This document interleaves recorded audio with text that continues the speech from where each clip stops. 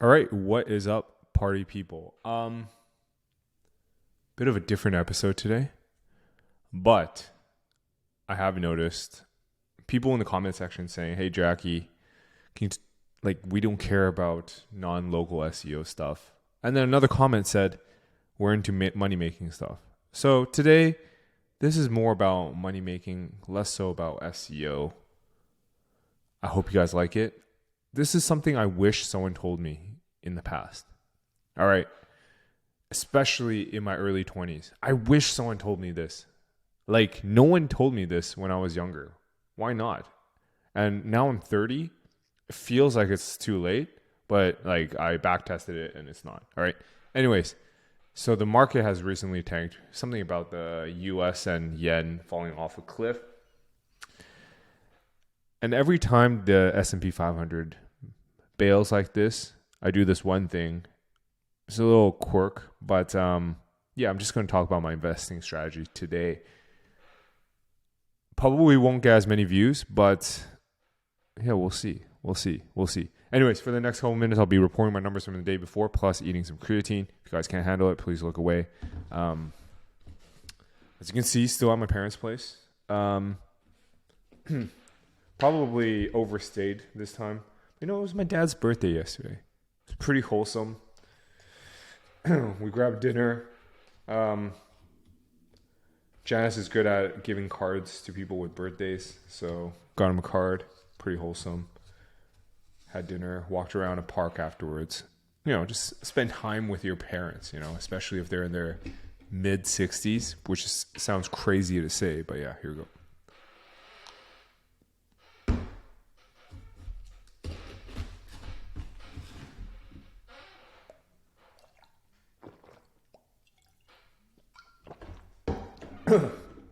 All right. So yesterday we did $2,500 in total revenue, down $100 from the day before. Amazon at $1,700, Mediavine at $81, and the adult revenue source at $736. Guys, yeah, I mean, I can't talk about it, but yeah, I have some crazy things in the works right now. Absolutely insane. So if you see any of these revenues that I just mentioned start ticking up, just know shit's popping in the background. Shit's popping. Anyways, let's talk about today's episode. All right, guys. You guys don't know this because it probably just skipped ahead, but I just spent the last 30 minutes crunching numbers for you. If you guys don't mind, just give this video a like, and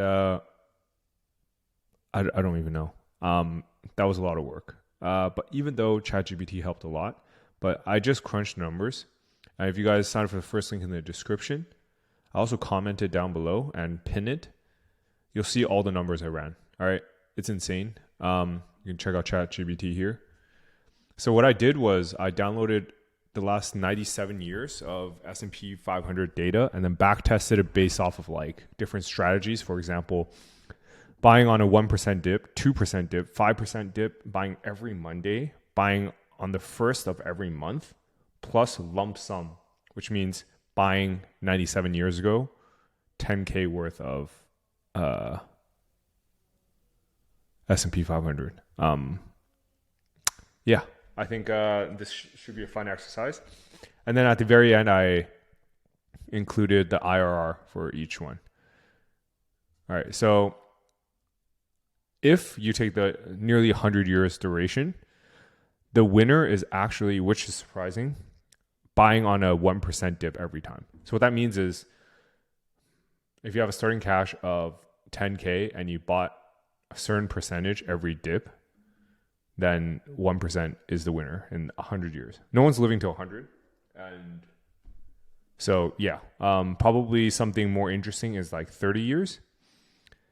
So if you bought on 1% dip every time, it's pretty much weaker than lump sum. So if you bought 10K worth of S&P 500 30 years ago, lump sum would have beat out the 1% by a lot, by nearly 5%, which is interesting, but I think based off of these returns, it looks comparable, right? But this is without dividends being reinvested.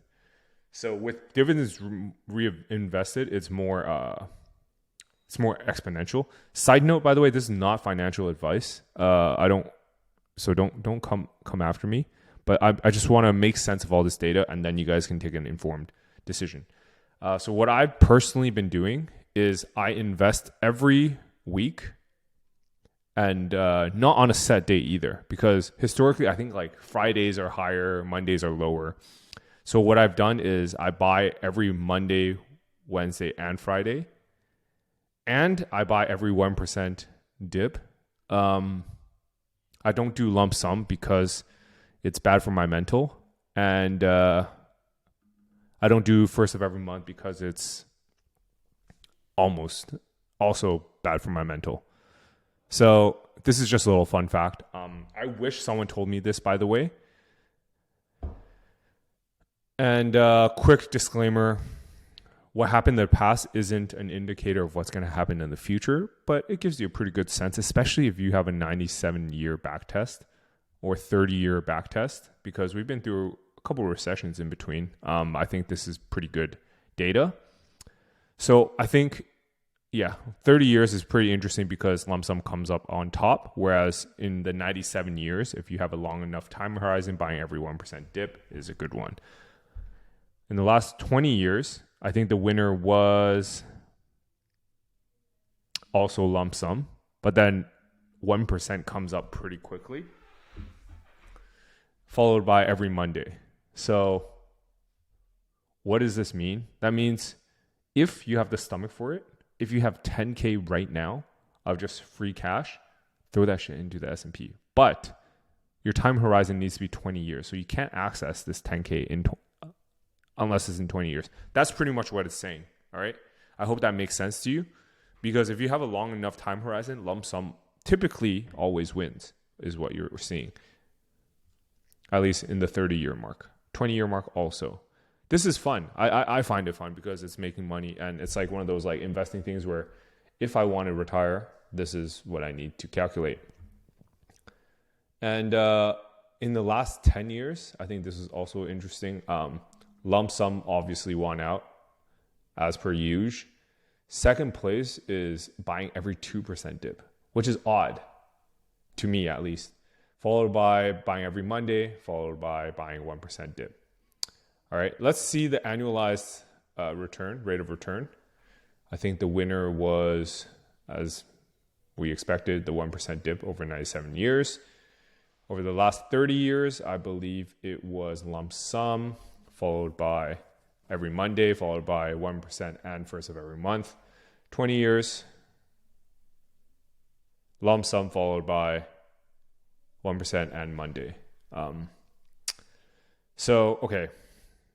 Last 10 years, lump sum wins, followed by buying 2% dip, followed by buying every Monday, followed by 1% dip. All right. You're like, Jackie, I don't really care about this. Talk about SEO. Guys, one thing people don't talk about in SEO, and one thing I've noticed with people who just started making money with SEO, maybe they make a lot of money. Maybe it's like your Twitter, your ex favorite guru. Dude, they're like buying watches. They're going on like expensive villa trips. You'll notice that while I do splurge on like flights, those are points, hotels, I don't actually spend way above my means. It's actually quite under, because I'm going for retirement. So if you guys want to set yourself up for the future, I highly recommend doing this. If you have the stomach for it, lump sum it. Like at the beginning of every year, lump sum. I don't know, like I have 100K in the bank, split that in half, 50K goes directly into S&P right now. I personally don't have the stomach for it. So what I do is I buy every week on a set certain date. It can be Monday, it can be Wednesday, it can be Friday. And then I also buy on every 1% dip. Do I buy much? Not really. So like, for example, let me take a look I'll show you guys my net worth update. So if you just go on to, I send this on a monthly basis, but it's like my net worth update, all right?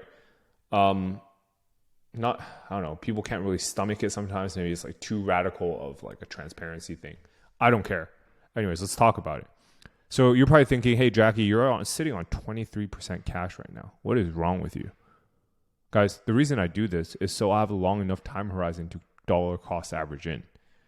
You can't dollar cost average if you have no cash. It just so happens my business is doing well, so I have to increase the amount I dollar cost average, which is nice, I guess. But based off of that, I'm already averaging into the market at, I think, a rate of like 50K a month, which is Canadian. So that's roughly 35K a month. I can probably up that. And on top of that, based off of my net worth, like for example, yesterday was a huge dip in the S&P. I think it was like 3%. It bounced up today. So I picked up some more S&P today because I'm Canadian. So we can only buy Canadian S&P 500 indexes. So I just went out and bought like 6K worth, which is like about 4K, 4 or 5K worth USD. And I do that on like every time I see it like 1 or 2%. It's not like set in stone. But I hope today helped you. I think if you guys are just starting out, starting to make money, I know a lot of you guys are from just watching my videos because I get the DMs like, hey, Jackie, thank you so much. I already made my first 10K a month. I already paid the advised tax. What do I do with my money? I love discussing this. So based off of the numbers, just buy every week. Plus, if you have the means to, buy every 1% dip. That is the best for my like mental. But if you can stomach it, lump sum is the way to go. If you have a long enough time horizon. So what that means is if you don't mind getting clapped in the short term being 10 plus years, lump sum it. If you have 100K, throw in 100K today. You'll be better off in 10 years versus if you do it every week. I lump sum once in a while as well. You know, at the end of the fiscal year, if I have extra cash, I just throw in another 10, 20, 30K. I know these numbers are probably, maybe I'm out of touch, but this is something I wish someone told me when I was younger. So I'm telling you guys now because I'm 32, turning 33 in a couple months. Maybe, is it too late for me? I have another good 30 years in me. So at least. So I should probably plan for it. And you guys should too. So if you guys are in your early 20s, time is on your side. Compounding is on your side. So please, please, please set up a schedule. If it's automated, that's even better. I like it when it's automated because I don't look at it. If you guys are in your early 20s, please set aside a certain dollar amount every month into the S&P 500 and your local currencies indexes. For Canadians, it's VFE. For Americans, it's SPY. So on and so forth. This video won't do well, but I think it needed to be done. I found it interesting. I hope it helps someone out there. Maybe in 30 years, if I'm still doing this, you can tell me, hey, Jackie, thank you so much for telling me to average into the S&P. I can finally retire. That's it. I'll catch you guys tomorrow. No comments today. Comment something for the YouTubes, please. Thank you.